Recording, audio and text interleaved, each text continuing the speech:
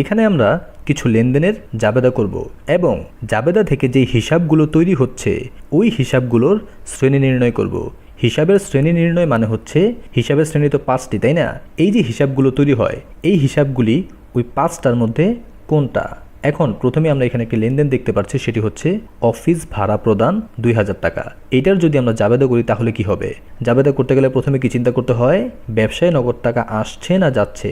যেহেতু অফিস ভাড়া প্রদান করা হচ্ছে সুতরাং আমার ব্যবসা থেকে নগদ টাকা চলে যাচ্ছে। আর আমরা জানি যদি ব্যবসা থেকে নগদ টাকা চলে যায় তাহলে নগদান হিসাব ক্রেডিট। সুতরাং আমরা এখানে লিখেছি নগদান হিসাব ক্রেডিট।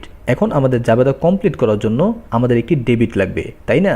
এখন আমাদের জাবেদা করতে গেলে দ্বিতীয় যে চিন্তা সেটি ছিল কি, কোন কারণে ব্যবসায় টাকা আসছে অথবা কোন কারণে ব্যবসা থেকে টাকা চলে যাচ্ছে। আমাদের এই যে টাকা চলে গেল কোন কারণে চলে গেল? এই যে অফিস ভাড়া দিয়েছি, যদি অফিস ভাড়া না দিতাম আমাদের টাকা যেত না। সুতরাং অফিস ভাড়া হিসাব ডেবিট। এখন এই যে অফিস ভাড়া একটি হিসাব, এই যে নগদান একটি হিসাব, এই হিসাবগুলো ওই যে হিসাবের 5টা শ্রেণী এর কোনটার মধ্যে পড়ে? প্রথমে অফিস ভাড়া চিন্তা করি। আমাদের অফিস ভাড়ার কারণে কিন্তু ব্যবসা থেকে টাকা চলে যায়, তাই না? আর আমরা জানি যেসব কারণে ব্যবসা থেকে টাকা চলে যায় ওইসব কারণকে বলা হয় খরচ। সুতরাং অফিস ভাড়া কিন্তু একটি খরচ। এরপরে নিচে আছে নগদান হিসাব। নগদান হিসাব এই শব্দটা দিয়ে বোঝায় যে নগদ কিছু টাকা। এখন নগদ টাকা কি আগামীতে কাজে দিবে কি দিবে না? নিশ্চয়ই আগামীতে কাজে দিবে। সুতরাং নগদান হিসাব হচ্ছে একটি সম্পদ। এখন বলতে পারেন ভাই নগদ টাকা তো চলে গেল, তখনও কি এটা সম্পদ থাকবে? হ্যাঁ ভাই, নগদ টাকা আসুক আর যাক, নগদ টাকা অলওয়েজ সম্পদ। এখানে আপনি বলতে পারেন যে আপনার সম্পদটা কমে গেছে কিন্তু এটা কিন্তু সম্পদই রয়েছে, তাই না? হয়তো এটা আর আপনার সম্পদ না, অন্য কারো সম্পদ, কিন্তু এটা তো একটা সম্পদ। I hope you understand. এখন প্রথমে আমরা কি শিখলাম? যে অফিস ভাড়া হিসাব, এটার কারণে টাকা চলে যায় সুতরাং এটা খরচ। এবং নগদান হিসাব, নগদান হিসাব মানে কি? নগদ কিছু টাকা।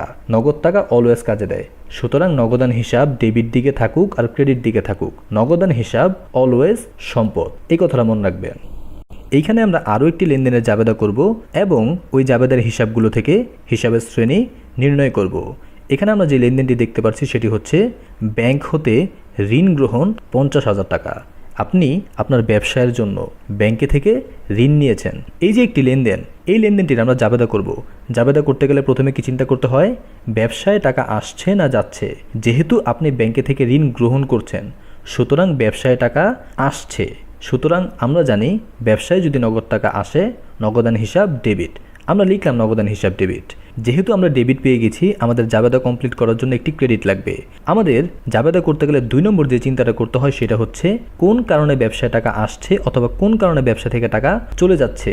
এখানে আমাদের ব্যাংকে থেকে ঋণ গ্রহণ করার কারণে ব্যবসায় টাকা আসছে, সুতরাং কারণটা হচ্ছে ব্যাংক ঋণ। যদি ব্যাংকে থেকে ঋণ না নিতাম তাহলে আমাদের ব্যবসায় টাকা আসতো না। সুতরাং এখানে কারণটা হচ্ছে ব্যাংক ঋণ, আর এই ব্যাংক ঋণ হিসাবই ক্রেডিট।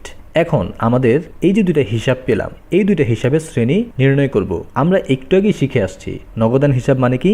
নগদ কিছু টাকা, আর নগদ টাকা অলওয়েজ কাজে দিবে। সুতরাং নগদান হিসাব অলওয়েজ সম্পদ। এরপরে এখানে রয়েছে ব্যাংক ঋণ হিসাব।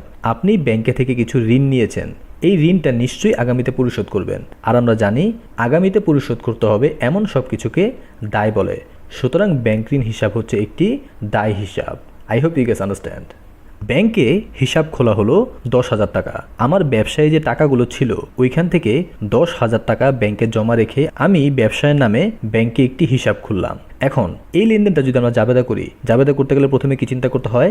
ব্যবসায় নগদ টাকা আসছে না যাচ্ছে।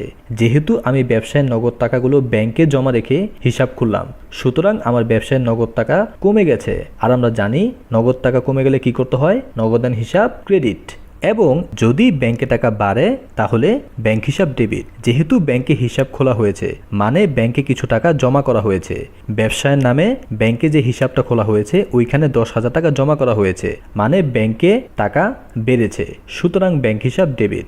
আমরা এখানে ডেবিটও পেলাম, আমরা এখানে ক্রেডিটও পেলাম। সুতরাং আমাদের জাবেদা কমপ্লিট। এখন আমরা এই যে হিসাবগুলো পেলাম এখান থেকে আমরা হিসাবের শ্রেণী নির্ণয় করব। ব্যাংক হিসাব, ব্যাংক হিসাব মানে হচ্ছে ব্যাংকে কিছু টাকা আছে এবং যেহেতু ব্যাংকে কিছু টাকা আছে নিশ্চয়ই এটা আগামীতে কাজে দিবে এবং আমরা জানি আগামীতে কাজে দিবে এমন সব কিছুকে সম্পদ বলে। সুতরাং ব্যাংক হিসাব হচ্ছে একটি সম্পদ। এখন ব্যাংক হিসাব ডেবিট দিকে থাকুক এবং ক্রেডিট দিকে থাকুক, ব্যাংক হিসাব অলওয়েজ সম্পদ।